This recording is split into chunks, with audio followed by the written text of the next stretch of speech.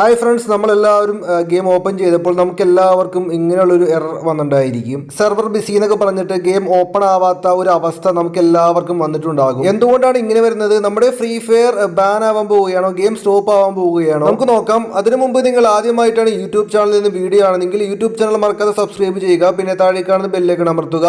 കാരണം ഇതേപോലെ ഞാൻ ഡെയിലി വീഡിയോസ് അപ്ലോഡ് ചെയ്യാൻ നേരത്തെ നിങ്ങൾക്ക് പെട്ടെന്ന് കാണാൻ പറ്റുന്നതായിരിക്കും. മറക്കാതെ ബെല്ലൈക്കൺ അമർത്തിയേക്ക്.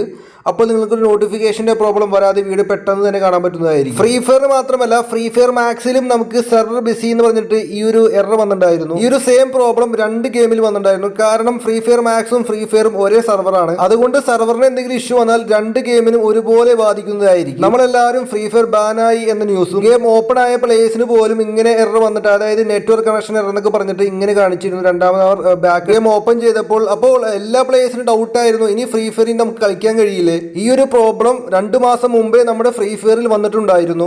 നമ്മളിപ്പോൾ കാണുന്നത് പ്രൂഫാണ്. 2 മാസം മുമ്പേ നമ്മുടെ ഫ്രീ ഫയറിൽ ഇങ്ങനെയുള്ളൊരു പ്രോബ്ലം വന്നിട്ടുണ്ടായിരുന്നു. ഈ ഒരു പ്രോബ്ലം നമ്മുടെ ബാൻ ആയതുമായിട്ട് ഒരു ബന്ധമില്ലാത്തൊരു പ്രോബ്ലമാണ് ഗൈസ് നമ്മുടെ ഫ്രീ ഫയറിൽ നമുക്ക് വന്നത്. എന്തായാലും ഇത് ബാൻ ആയതല്ല, ഫ്രീ ഫയറിൽ വന്ന സെർവറിൽ വന്ന ഒരു ഇഷ്യൂ ആയിരുന്നു, ഒരു പ്രോബ്ലം ആയിരുന്നു.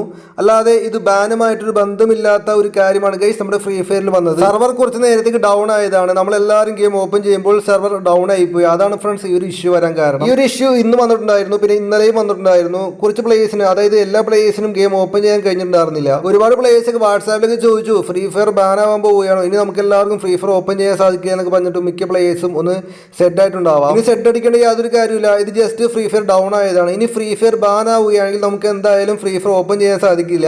അപ്പോൾ ഫ്രീ ഫയർ ഓപ്പൺ ചെയ്യുമ്പോൾ കാണിക്കുന്നതെന്ന് വെച്ചാൽ ഗവൺമെന്റ് ബാൻ എന്നൊക്കെ പറഞ്ഞ് കാണിക്കുന്നതായിരിക്കും. അല്ലാതെ സെർവർ ഡൗൺ, സെർവർ ബിസി എന്നൊക്കെ കാണിച്ചാൽ അത് ബാനായിട്ടൊരു ബന്ധമില്ലാത്തൊരു കാര്യമാണ് ഗൈസ്.